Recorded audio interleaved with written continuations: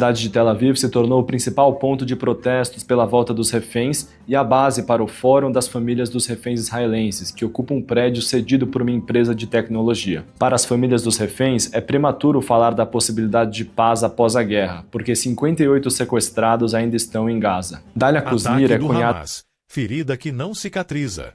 O ataque massivo do Hamas em 7 de outubro de 2023 deixou cicatrizes profundas em Israel e a tensão na fronteira com Gaza permanece intensa. Nesse vídeo aqui do canal, acompanhamos a rotina de miséria, medo e militarização no local. Neste vídeo, você vai descobrir como a tragédia transformou a paisagem e a vida dos israelenses. A rotina de soldados alertas e famílias vivendo no limite. O que está mudando no dia a dia da fronteira. Aperte o like, se inscreva no canal e ative o sininho agora para receber esse tipo de conteúdo jornalístico.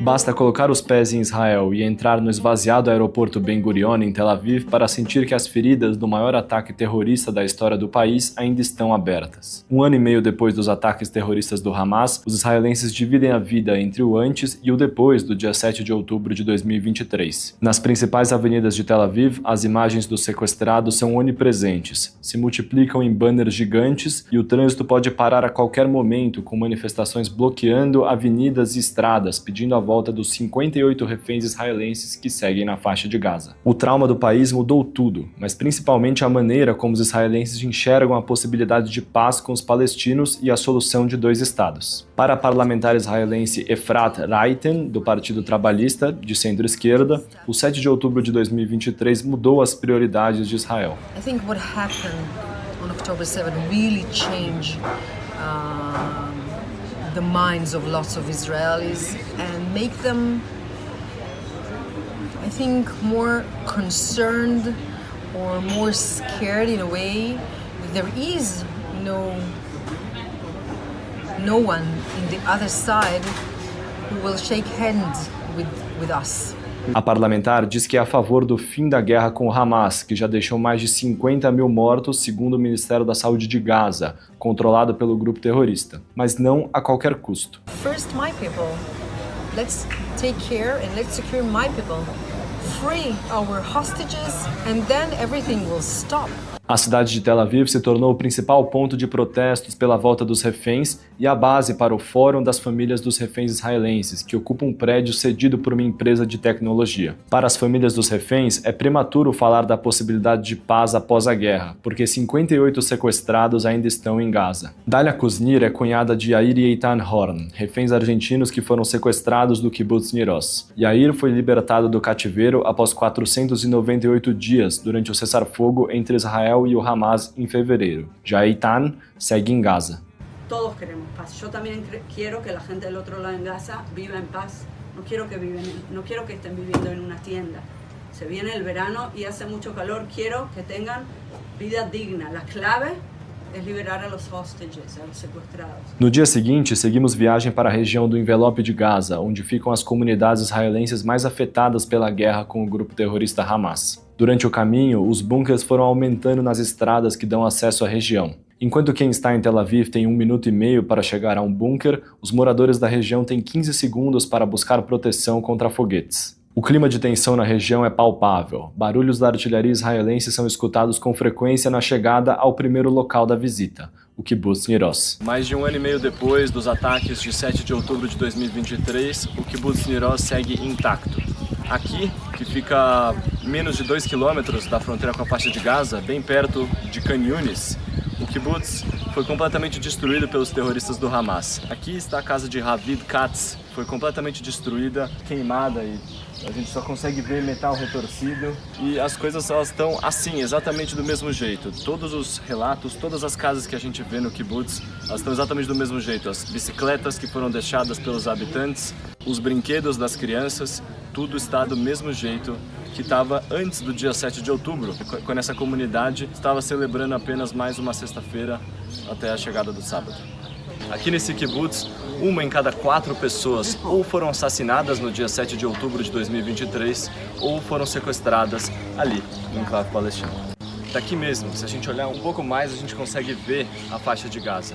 A comunidade tem um observatório em que é possível ver os destroços dos prédios na cidade palestina, separada apenas por campos agrícolas e uma fronteira. O kibbutz segue com as marcas daquele dia, casas queimadas e a estrutura danificada por tiros. No refeitório, que está interditado, o tempo parou. O calendário segue em 2023. Dos 58 reféns que seguem em Gaza, 14 são de Neiroz, incluindo os filhos da argentina-israelense Silvia Cunho, Davi e Ariel. Silvia conta que Neiroz era considerado um pedaço de paraíso, mas que os habitantes do kibbutz viveram um filme de terror durante os ataques. Eran miles, no eran como nos dijeron 200 o 400 terroristas, eran miles, porque no solamente estaban los terroristas, también había personas de Gaza que vinieron para robar, para destrozar, para quemar y demás. Atualmente, os moradores do kibbutz vivem em Kiryat Gat, cidade que fica a 1 hora de carro dali. A reconstrução ainda não começou e nem todos têm interesse em voltar. La persona que vivía al lado, que estaba temporariamente viviendo acá, era un fin de semana que vinieron a visitar una pareja y los mataron acá al lado. Y a ellos se los llevaron. El Ate Katsir que vivía acá al lado. Cada uno tiene un vecino que le pasó algo y no va a ser posible que podamos volver. A comunidade de 400 pessoas era o lar de ativistas pela paz que buscavam crianças doentes em Gaza e as levavam para hospitais israelenses. Muitos habitantes do território palestino trabalhavam no kibbutz. O ataque do Hamas diminuiu a crença da comunidade na possibilidade de diálogo entre israelenses e palestinos da região. Me cuesta creer que sea algo que se pueda conseguir. A mí me interesa poder vivir acá, a esta distancia de ellos, 2,5 kilómetros, como lo hacíamos antes, en paz, con seguridad, sin tener miedo de que mis hijos corren peligro. Y yo sé que del otro lado también hay gente que es lo que quiere vivir en paz. A segunda parada foi o memorial do Festival de Música Eletrônica Nova, onde mais de 380 pessoas foram assassinadas durante os ataques do Hamas, incluindo os brasileiros Hanani Glazer, Carla Stelzer Mendes e Bruna Valiano. O local conta com diversas homenagens aos assassinados e banners com as últimas mensagens que enviaram aos seus entes queridos. A israelense Mazal Tazasso foi à festa no dia 7 de outubro com seus 2 melhores amigos. Durante o ataque, ela viu seus 2 amigos serem assassinados e se fingiu de morta para sobreviver. Para ela, é impossível ter paz com os palestinos com o Hamas no controle da faixa de Gaza. החמאס בשליטה, אי אפשר. הם חייבים לקבל, איך קוראים לזה, ממשלה הרבה יותר חזקה, הרבה יותר טובה, שאכפת לה באמת מהאזרחים, כי להם לא אכפת.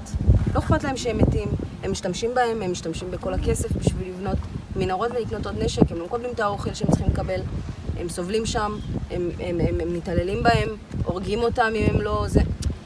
Depois de 20 minutos de trajeto na chamada Rodovia da Morte, onde centenas de carros foram alvejados por tiros do Hamas, nós chegamos à última parada do dia, em Sderot, a maior cidade israelense da região do envelope de Gaza. Todos os cidadãos da cidade foram obrigados a sair do local no começo da guerra, mas agora estão de volta e convivem com os barulhos de tiro e os memoriais que homenageiam as vítimas dos ataques do Hamas na cidade. Apesar dos traumas ainda não digeridos pela população israelense, muitas pessoas ainda acreditam na paz e se opõe ao plano do primeiro-ministro Benjamin Netanyahu de ocupar a faixa de Gaza e colocar todos os palestinos de Gaza em uma zona humanitária em Rafah. Because if we keep using power and if we keep fighting Hamas, we will only let it grow and we will only get these events in return. And a solution that we haven't tried with Gaza is a solution of peace. A ativista Ella Lotan, do movimento Standing Together, que tenta fazer pontes entre judeus e árabes em Israel, acredita que a sociedade israelense está mais polarizada desde os ataques de 7 de outubro, mas que existem israelenses que querem o diálogo com os palestinos. There are people who see the other as the enemy. I think our government is really helping them in that because it's trying to create this this atmosphere, and that we're fighting an enemy, and everything is justified when you fight a horrible enemy.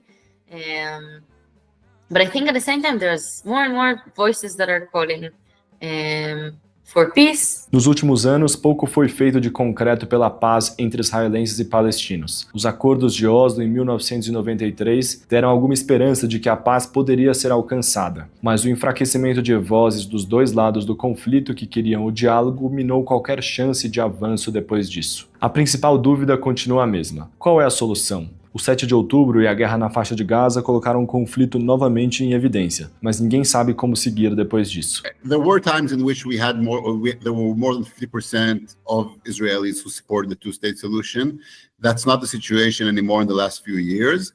And yet, when you ask Israelis, so what is your solution? The solution that does get most of the support is the two-state solution, because even if only a third of the population say we're for a two-state solution, the other two-thirds don't have a better solution. Este vídeo deixa claro que a ferida de 7 de outubro permanece viva e os ecos ainda afetam diretamente quem vive na linha de fogo. A fronteira com Gaza está longe de ser segura. A rotina é marcada por tensão, incerteza e lembranças traumáticas. Uma solução duradoura ainda é instável, enquanto famílias continuam pagando o preço da guerra. E você, acha que resta esperança para uma paz real na região?